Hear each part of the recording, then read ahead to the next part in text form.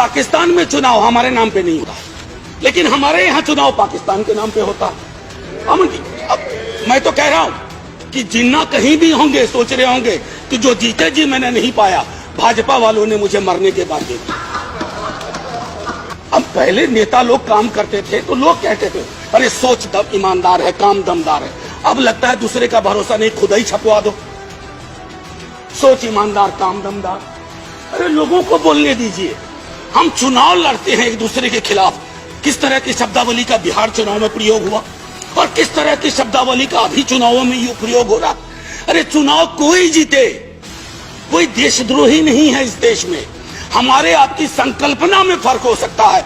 ना मैं आपको देशद्रोही मानूंगा, ना आपको अधिकार देता हूं कि आप मुझे देशद्रोही कहें, क्योंकि तराजू पे तौलिएगा तो शायद चिंता आपको अपनी होगी, मेरी नहीं होगी। 14 सिविलियंस की बर्बर हत्या हुई, क्या वो भारत के नागरिक नहीं थे? क्या उनके लिए एक शब्द नहीं होना चाहिए था? इसलिए मैं कह रहा हूं कि अभिभाषण सादा डॉक्यूमेंट ना हो, दर्द और पीड़ा हो, उसमें सब कुछ हो, ताकि वो हमारा अभिभाषण हो, आपका अभिभाषण हो, सबका अभिभाषण हो। छात्रों पे आंसू गैस के गोले क्या मांग रहे थे?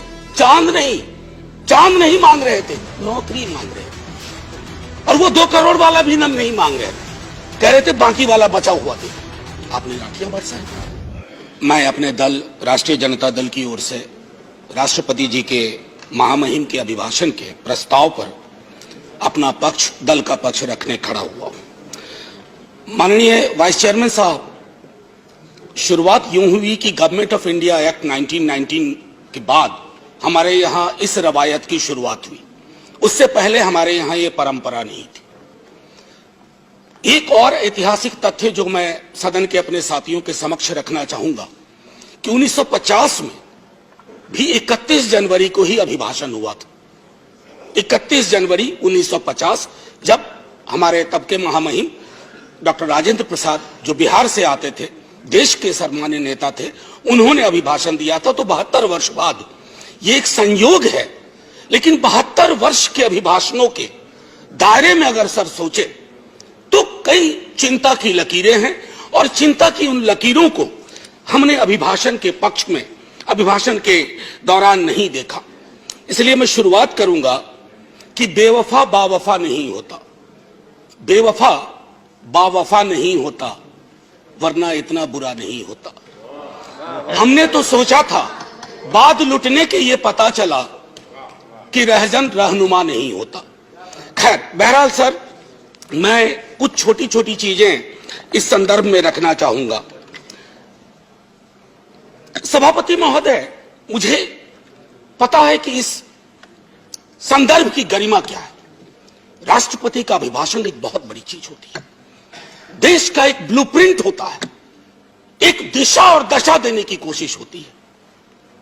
हम विपक्ष में हैं, लेकिन देश की दशा और दिशा से चिंतित अगर हम हैं तो अभिभाषण की पंक्तियों में भी वो चिंता की लकीरें दिखनी चाहिए थी। जब वो चिंता की लकीरें नहीं दिखती हैं तो एहसास होता है। कभी कभी मैं सोचता हूं माननीय सभापति महोदय कि महामहिम सोते जागते अपने सलाहकारों से बात करते, टेलीविजन देखते, सोशल मीडिया देखते, संवाद करते, क्या उनको नहीं लगता होगा कि देश के विजुअल्स बहुत अच्छे नहीं है? छात्रों पे आंसू गैस के गोले क्या मांग रहे थे? चांद नहीं मांग रहे थे, नौकरी मांग रहे थे। और वो 2 करोड़ वाला भी नहीं मांग रहे थे, कह रहे थे बाकी वाला बचा हुआ दे दो। आपने लाठियां बरसाई। तो मैं ये सोचता हूं कि महामहिम के अभिभाषण में अगर इस तरह की चिंता ना हो तो सर, भाषण ना कागज का पुलिंदा लगता है, और अच्छा नहीं लगता है उसे कागज का पुलिंदा कहना। दूसरी चीज माननीय सभापति महोदय, कोरोना पर मैंने विस्तार से इस सदन में चर्चा की है। कोरोना को लेकर के भी जो चिंता आनी चाहिए थी वो नहीं आई। अब आइए अर्थव्यवस्था के बारे में मैंने कहूं, बजट को उसके लिए मैंने तय किया हुआ है, लेकिन मेरा मानना है कि सन 50 से लेकर अब तक किसी की भी सरकार हो, मैं जानता हूं ये लिखा कहां जाता है, लेकिन जहां लिखा जाता है मैं आग्रह करूंगा कि अगर हम सोच सके, सत्ता पक्ष और विपक्ष, तो राष्ट्रपति के अभिभाषण को दलीय दायरों से ऊपर कर दीजिए। राष्ट्रपति का अभिभाषण, कल को आपकी सरकार ना हो, ये मैं अपील बाकी लोगों से भी करूंगा जो सरकार में आएंगे कल को, कल नहीं आएंगे परसों आएंगे, कभी तो आएंगे। मैं सिर्फ ये कहना चाहता हूं कि सर अभिभाषण को एक नॉन पार्टीजन डॉक्यूमेंट बनाइए, नॉन पार्टीजन डॉक्यूमेंट। राष्ट्रपति देश के राष्ट्रपति हैं, उनके सरोकार में देश का सरोकार दिखना चाहिए माननीय सभापति महोदय। अब दिक्कत ये होती है ना माननीय सभापति महोदय कि अभिभाषण में सर्वेश्वर की एक लाइन थी सभापति महोदय, अगर तुम्हारे घर के एक कमरे में लाशें सड़ रही हो तो क्या तुम दूसरे कमरे में प्रार्थना कर सकते हो? अगर तुम्हारा जवाब हां है तो मुझे तुमसे कुछ नहीं कहना है। इसी यही रख करके बात मैं खत्म करता हूं इस संदर्भ के। सर पैरा 4 माननीय राष्ट्रपति जी के अभिभाषण का है जो कहता है remembering the past and learning from it.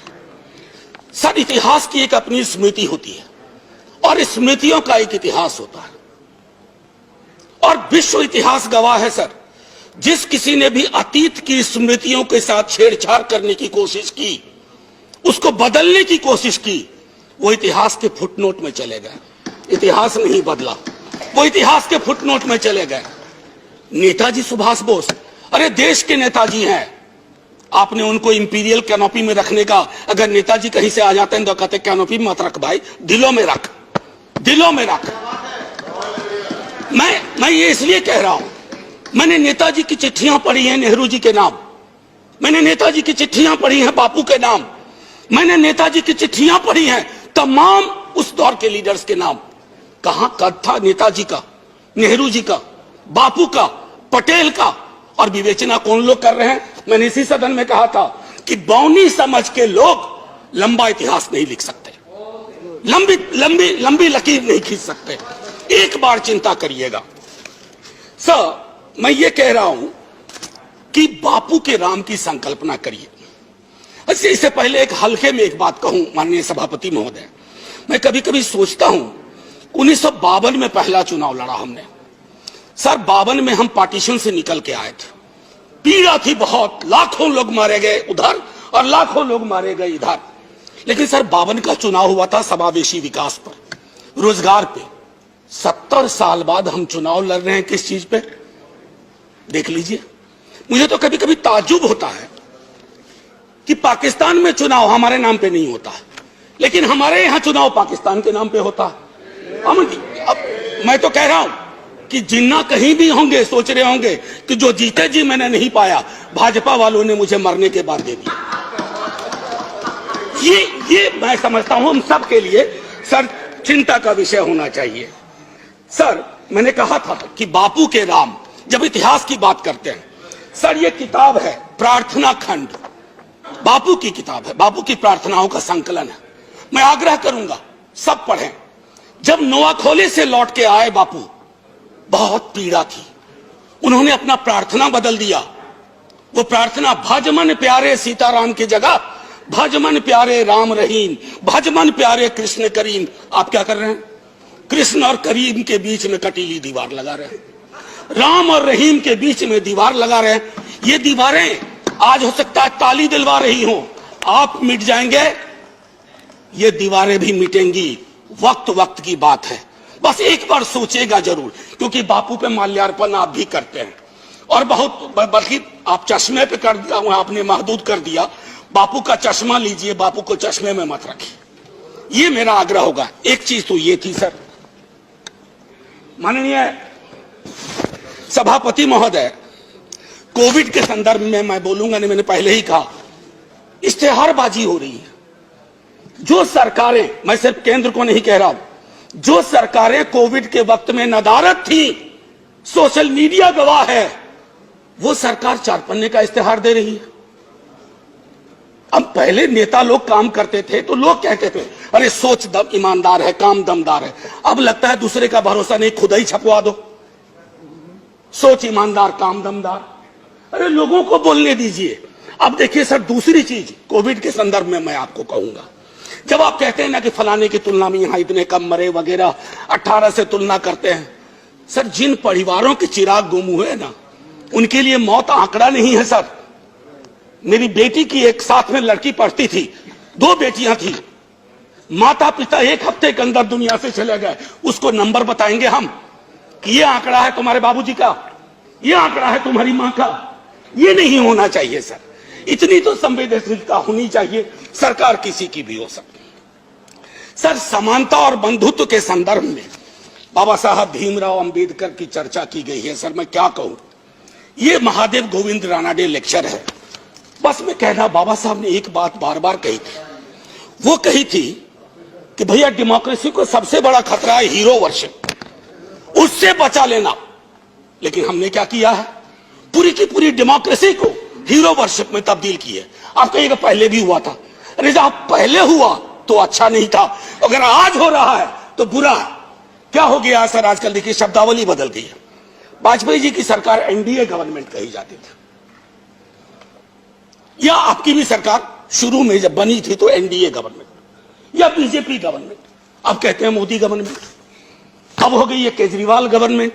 Sir, ये जो बीमारी है ना, पूरी सरकार व्यक्ति केंद्रित हो जाएगी ना सर, तो डेमोक्रेसी में दिक्कत क्या हो जाती है कि डेमोक्रेसी को सबसे बड़ा खतरा कल्ट से होता है। If a leader becomes a cult, first the internal democracy is destroyed, then democracy everywhere is destroyed and everybody will suffer. आज भूपेंद्र जी ने किताब लिखी है राइज ऑफ बीजेपी। मैं समझता हूं बीजेपी कहीं अगर ऐसे हालात रहे, he has to write another book, fall of BJP. Sir, अब मैं ये कहना चाहता हूं, जब प्रजातंत्र का मूल है अपने साथियों के लिए आदर और सम्मान की भावना। प्रोफेसर जी, में बहुत अच्छा लगता आपका टाइम। सर, मैं बस एक आध 2 मिनट लूंगा, उससे ज्यादा नहीं। सर, मैं ज्यादा वक्त नहीं लूंगा, इसलिए भी कि वक्त भी अच्छा नहीं चल रहा है। सर, माननीय महामहिम कहते हैं प्रजातंत्र का मूल है अपने साथियों के लिए आदर और सम्मान की भावना। मैं आग्रह करूंगा सबों से, सिर्फ आपसे नहीं, हमारी शब्दावली क्या हो गई एक दूसरे के लिए, हम युद्ध की शब्दावली का इस्तेमाल करते हैं, हम चुनाव लड़ते हैं एक दूसरे के खिलाफ। किस तरह की शब्दावली का बिहार चुनाव में प्रयोग हुआ और किस तरह की शब्दावली का अभी चुनावों में प्रयोग हो रहा। अरे चुनाव कोई जीते, कोई देशद्रोही नहीं है इस देश में। हमारे आपकी संकल्पना में फर्क हो सकता है, ना मैं आपको देशद्रोही मानूंगा, ना आपको अधिकार देता हूं कि आप मुझे देशद्रोही कहें, क्योंकि तराजू पे तौलिएगा तो शायद चिंता आपको अपनी होगी, मेरी नहीं होगी। ये मैं कहना चाहता हूं। कहां से देशद्रोह का मामला आ गया? सर, अब मैं एक एक कर करके खत्म ही करूंगा। मैंने पहले भी कहा था और दोहरा रहा हूं, सर, ये जो पूरा का पूरा डिस्कोर्स है, विमर्श है, सबको बैठ करके राजनीतिक विमर्श बदलना चाहिए, सब खत्म हो जाएगा सर। अब आइए पारा 15, 1 मिनट और लूंगा, 1-1.5 मिनट। फूड सिक्योरिटी को लेकर के बड़ी बड़ी बातें होती है। सर, गोदाम से पेट तक की यात्रा सुनिश्चित नहीं करवा रहे हैं आप, अन्न का भंडारण आपको है, लेकिन हासिल क्या है? 116 मुल्कों में आप 101वें नंबर पे हैं। भुखमरी, पेट की लानत सबसे बड़ी लानत होती है। अगर मंदिर भी बनवा रहे हैं तो उसमें प्रसाद चढ़ाने के लिए पैसा चाहिए, अगर मजार पे जा रहे हैं चादर चढ़ाने के लिए पैसा चाहिए। लोगों के पास कुछ बचा नहीं है, ये चिंता नहीं होनी चाहिए। मैं जानबूझ करके प्रेस फ्रीडम इंडेक्स की बात नहीं कर रहा, मैं जानबूझ करके डेमोक्रेसी इंडेक्स की बात नहीं कर रहा हूं, क्योंकि शांता छेत्री जी के सवाल को खारिज करके आपने विंडिकेट कर दिया कि उनकी भावना क्या थी। सर, पैरा 70 आखिरी ही है। पैरा 70 में आते हैं एक भारत श्रेष्ठ भारत। सर, बिहार इसमें आता है या नहीं आता? या बिहार से 39 सांसद ले लिए, बिहार का काम खत्म? सर, मैंने पहले भी कहा था, अब बिहार ज्वालामुखी के ढेर पे है। लालू जी के टाइम से उस सदन में बात शुरू हुई, फिर राबड़ी जी हमारे मुख्यमंत्री, अभी नेता प्रतिपक्ष मुख्यमंत्री नीतीश कुमार जी और पूरा भी भाजपा का बिहार विधानमंडल दल हाथ जोड़ के प्रधानमंत्री जी से कहा कि प्रधानमंत्री जी, बिहार को विशेष राज्य का दर्जा दीजिए। ये खैरात नहीं है। बिहार नहीं तरक्की करेगा तो देश की तरक्की में कभी 4 चांद नहीं लगेंगे, 2 चांद छूट जाया करेंगे, क्योंकि वो दोनों चांद पूर्वांचल से आएंगे। इसका आपको ध्यान रहे। सर, मैं एक आखिरी कहूंगा, चंद्रशेखर जी के साथ बहुत लोगों ने काम किया है। उन्होंने एक बात कही थी बड़ी मार्मिक, रहबरी के सवाल में, घर के डिजाइन में आमतौर पर मतभेद हो सकता है सामान्य दिनों में, लेकिन जब घर में आग लगी हो ना, तो डिजाइन में मतभेद नहीं होता है, सबको मिलकर आग बुझाना चाहिए। आज वो परिस्थितियां हैं। मैं इसलिए कह रहा हूं कि उन्होंने भी असंतोष के लक्षण बताए थे बिहार जैसे राज्य में कि दिल्ली की नीति और नीयत की वजह से। मैं आपसे आग्रह करूंगा आपके माध्यम से कि महामहिम संज्ञान लें। और आखिरी सर ये किताब है, मैं आग्रह करूंगा कश्मीर के बारे में। मेरे दोस्त, मैंने बार बार ये कहा है कि कश्मीर जमीन का टुकड़ा नहीं है, जम्मू जमीन का टुकड़ा नहीं है, लद्दाख जमीन का टुकड़ा नहीं है, जिंदा लोग बसते हैं। अगर आप यहां से नॉर्मल बोलते हैं तो घाटी में नॉर्मल लगना चाहिए। और मैं इसलिए भी कहूं कि ये लाल चौक बहुत यंग लड़के ने लिखी है सर, बिहार का लड़का है, उसने ये बात लिखी और कहा है कि नॉर्मैलिटी कैसे रिस्टोर की जा सकती है। सब पढ़े। और आखिरी में sir 14 please conclude. 30 second sir, north east के बारे में चर्चा हुई। 14 सिविलियंस की बर्बर हत्या हुई। क्या वो भारत के नागरिक नहीं थे? क्या उनके लिए एक शब्द नहीं होना चाहिए था? इसलिए मैं कह रहा हूं कि अभिभाषण सादा डॉक्यूमेंट ना हो, दर्द और पीड़ा हो, उसमें सब कुछ हो, ताकि वो हमारा अभिभाषण हो, आपका अभिभाषण हो, सबका अभिभाषण हो। बस इतना कह करके सर, जय हिंद। Thank you. इस खबर को अभी लाइक करें, शेयर करें, अभी चैनल को सब्सक्राइब करें और घंटी जरूर दबाएं।